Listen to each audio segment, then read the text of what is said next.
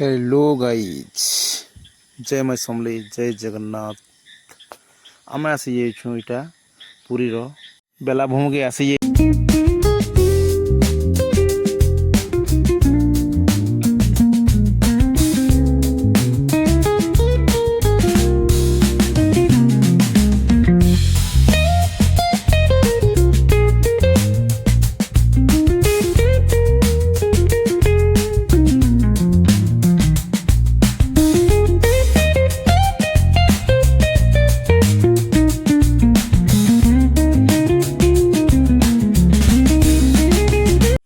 आसी गनु आरु इटा आमे बुलाबुली करी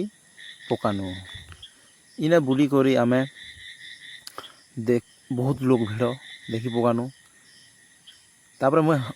घोड़ाटे देखनी घोड़ाटे बसमी बोली भावनी तापर घोड़ारे बसी पकानी या देनी 100 टका घोड़ा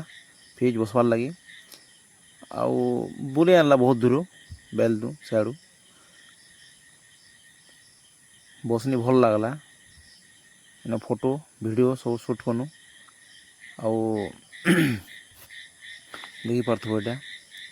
बसिक भल लगला आराम इन पकानु एंजॉय कनु नाचा डेगाटी करी पकानु भल लगला